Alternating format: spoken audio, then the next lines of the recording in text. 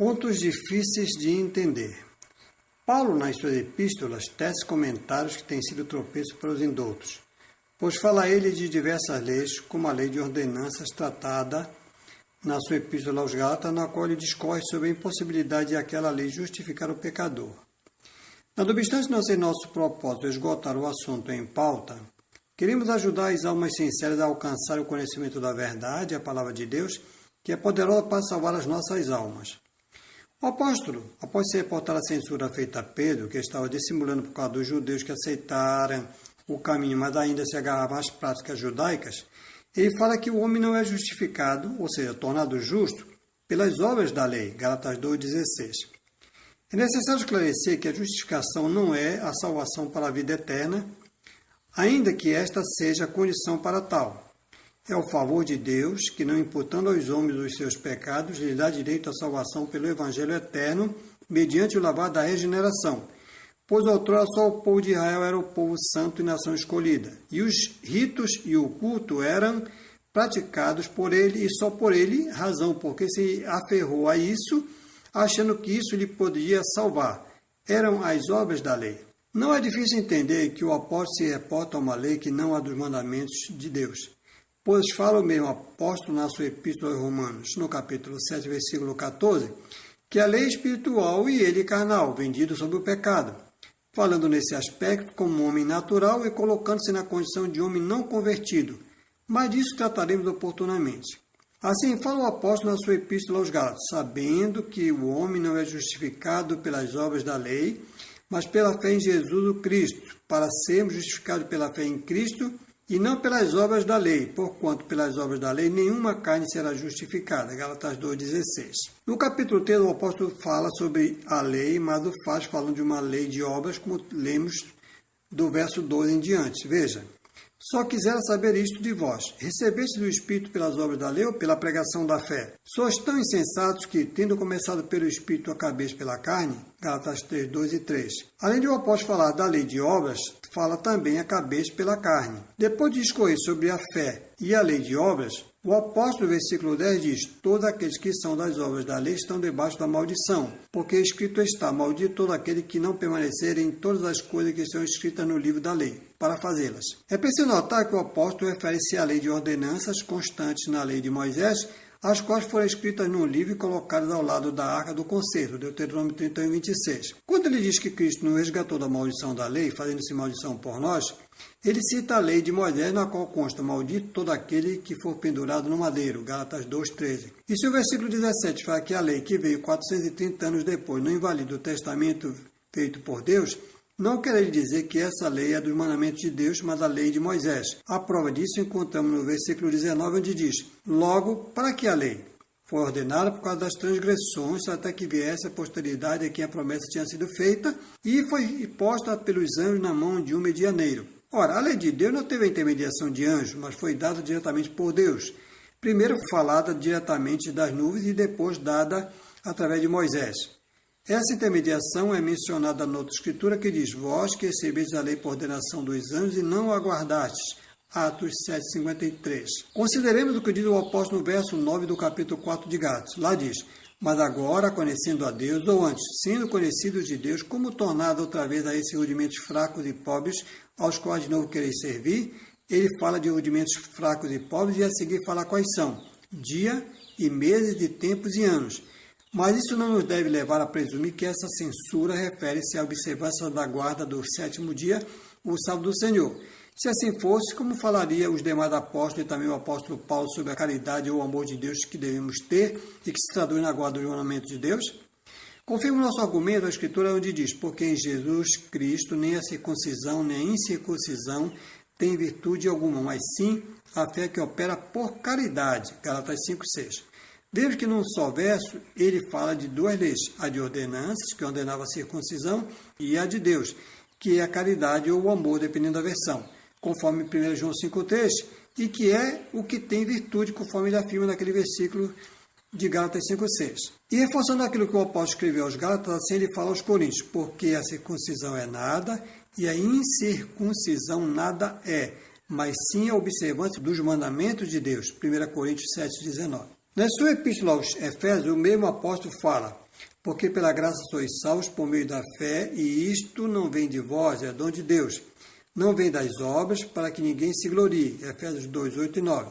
O homem é salvo pela fé em Cristo, mas para que saber quem é Cristo, sugerimos a leitura do argumento intitulado Justificados por Cristo. Lá encontra-se a prova de que Ele é a palavra de Deus que se fez carne e habitou entre os homens e que nos concede o poder de estar tanto no Filho como no Pai e no Espírito e que se traduz nos seus mandamentos, que nos gera em Cristo pelo Evangelho, que nos faz sermos feitura sua, criados em Cristo Jesus para as boas obras, as quais Deus preparou para que andássemos nelas.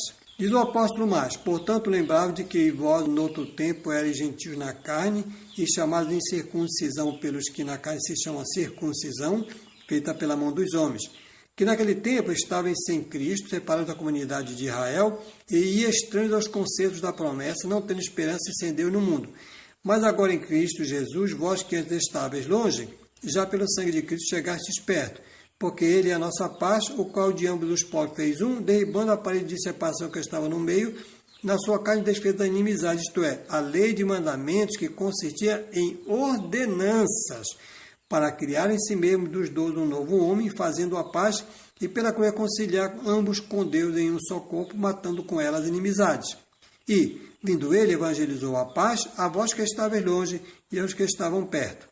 Porque por ele ambos temos acesso ao Pai em um mesmo Espírito. Assim que já não sois estrangeiros nem forasteiros, mas concidadãos dos santos e da família de Deus, edificados sobre o fundamento dos apóstolos e dos profetas, o qual Cristo Jesus é a principal pedra da esquina, no qual todo o edifício, bem ajustado, cresce para templo santo no Senhor, no qual também vós juntamente sois edificados para a morada de Deus em Espírito. Efésios 2, de 10 a 22. Ora, a inimizade desfeita na carne de Cristo era a lei de mandamentos que consistia em ordenanças, versículo 15. É mistério que se observe de forma bem acurada que o apóstolo refere-se à lei de mandamentos de ordenança e não à lei de Deus. O apóstolo também diz na sua epístola aos Gálatas: mas agora, conhecendo a Deus, ou antes, sendo dele conhecidos, Gálatas 9,4. Ou seja, quando nós conhecemos a Deus, passamos a ser conhecidos dele. E o apóstolo João recebeu do Espírito Santo a instrução de como conhecemos a Deus. Diz ele: e nisto sabemos que o conhecemos, se guardamos seus mandamentos. 1 João 2,3. É interessante notar que nós só passamos a ser conhecidos de Deus depois que nós conhecemos a Ele. Quando o Senhor estava para ascender aos céus, Ele deu instruções aos seus discípulos, falando-lhes face a face. E disse: ide por todo o mundo, pregai o Evangelho a toda criatura. Quem crer e for batizado será salvo, mas quem não crer será condenado. Marcos 16, 15 e 16. Já que ele estava ordenando a pregação do Evangelho, quem crer deve crer no Evangelho. Confirma isso a inspiração dada ao apóstolo Paulo, que escreveu aos Tessalonicenses: e a vós que sois atribulados, descanso conosco quando se manifestar o Senhor Jesus desde o céu com os anjos do seu poder, como labaredas de fogo, tomando vingança dos que não conhecem a Deus e dos que não obedecem ao Evangelho de nosso Senhor Jesus Cristo, os quais por castigo padecerão eterna perdição, ante a face do Senhor e a glória do seu poder. 2 Tessalonicenses, capítulo 1, do verso 7 ao verso 9. Consideremos, quem é que não conhece a Deus? Seriam os índios não civilizados? Se assim fosse, o julgamento não seria com justiça. Por diz a Escritura que cada um será julgado segundo as suas obras. Apocalipse 20, 13 e Provérbios 24, 12 e última parte. Ou, que aquele que sabia a vontade do seu Senhor não fizer conforme a sua vontade, receberá muitos açoites. E aquele que não sabia a vontade do seu Senhor e errar, receberá poucos açoites. Dizem o apóstolo, que todos os que sem lei pecarem, sem lei também perecerão. E todos que sob a lei pecaram, pela lei serão julgados. Romanos 2,12. Então, quem são os que não conhecem a Deus? Pela regra imposta por Deus, chegamos a esse conhecimento. Diz as Escrituras: aquele que diz, eu o conheço e não guarda os seus mandamentos, é mentiroso e com ele não está a verdade. 1 João 2,4. Na sua epístola aos Romanos, Paulo faz importante revelação sobre os homens ímpios e mostra as consequências da impiedade, depois de dizer como ela é praticada. A mudança da glória de Deus, incorruptível em semelhança de criaturas, e que é transgressão da sua lei. Romanos 1, 18, 32. Para os evangelhos, parece não haver dúvidas quanto a 9 mandamentos da lei de Deus, quais sejam: não ter outro Deus adiante do Senhor, não fazer imagem de escultura e não adorá-la nem servi-la, não tomar o nome do Senhor em vão, honrar o pai e a mãe, não matar, não adulterar, não furtar, não dizer falso testemunho contra o próximo e não cobiçar nada do próximo. O problema todo parece ser a guarda do dia do Senhor, o quarto mandamento da lei de Deus, que tem sido sistematicamente negado por aqueles que dizem conhecer. Por essa razão, Paulo também fala em sua epístola aos Romanos sobre aqueles que conheceram a Deus, mas não lhe deram graças. Antes, em seus discursos, que equivaleem a pregações, se desvaneceram, e dizendo-se sábios, tornando-se loucos, e que trocaram a verdade de Deus em mentira, e adoraram e serviram a criatura antes que o Criador. Romanos 1, 25. E é discurso, já que não pode ser pregação, pois que esta junta uma parte à outra, enquanto que os discursos são palavras vazias e doutrina de vento. A Escritura nos diz que a lei de Deus foi feita em verdade e justiça, e que justos são todos os seus mandamentos. Salmo 111, verso 7, e 19, verso 9. Assim, se os homens dizem que não matam, não roubam, não cobiçam por amar ao próximo, se não obedecem à santificação do dia do Senhor, estão servindo antes a criatura, que é o Criador.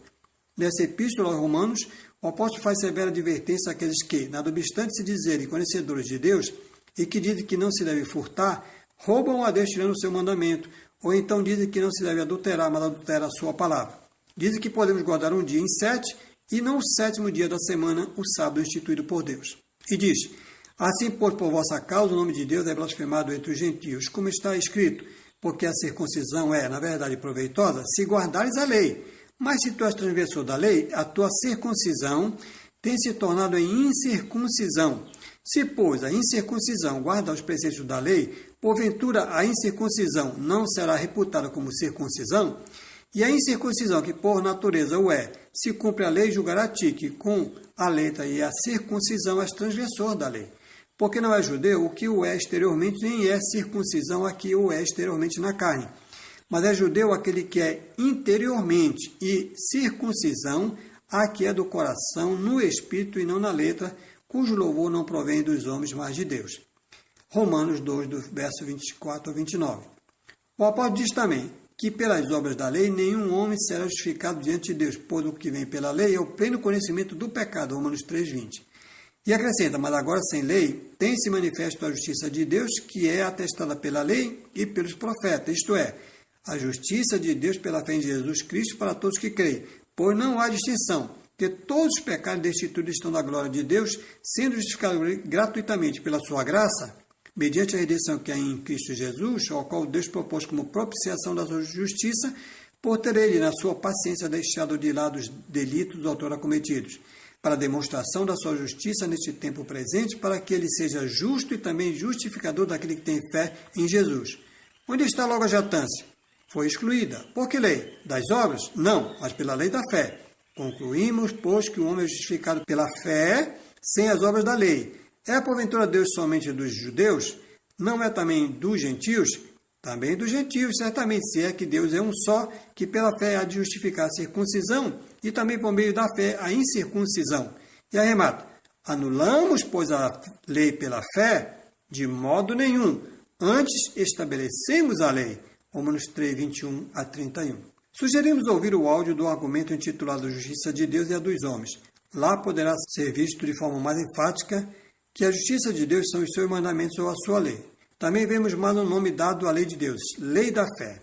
Será que pode existir dúvida de que o apóstolo está destronando a lei de obras, na qual os judeus se jatavam, e estabelecendo a lei de Deus? Sim, vimos a exclusão da lei de obras e a confirmação da lei de Deus, que é por fé e não prática de ritual e formalismo. Aqueles que não buscam discernir entre lei e lei de que trata o apóstolo e excluem a lei de Deus, que é por fé, ao aceitar a exclusão da lei de obras, o fazem ao seu bel prazer. Esquece-se do verso 3 do capítulo 3 e fazem uma pescaria infrutífera ao buscar se justificar por trechos bíblicos que não dizem o que querem que diga.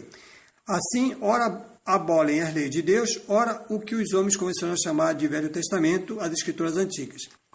A fé e a graça não têm um sentido que lhes empresta e nem exclui a observância de doutrina, pois diz ainda o apóstolo, mas graças a Deus que, embora tendo sido servos do pecado, obedecestes de coração à forma de doutrina a que fostes entregues. Romanos 6,17. Além do que, o apóstolo diz que a graça reina pela justiça. Romanos 5,21. E esta, como já dissemos, corresponde aos mandamentos de Deus. Diz ele mais, o ignorais irmãos, pois falo aos que conhecem a lei, que a lei tem domínio sobre o homem por todo o tempo que ele vive?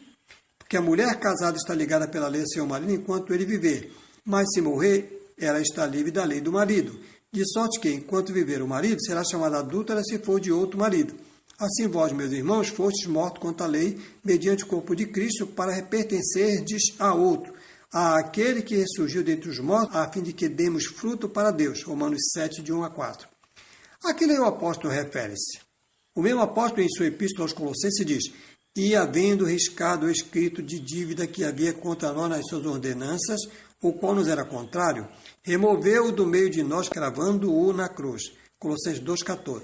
Confirma isso a sua epístola aos Efésios, veja. Porque ele é a nossa paz, o qual diante dos povos fez um, e derrubando a parede de separação que estava no meio, na sua carne desfez a inimizade, isto é, a lei dos mandamentos contida em ordenanças, para criar em si mesmo dos dois um novo homem, assim fazendo a paz.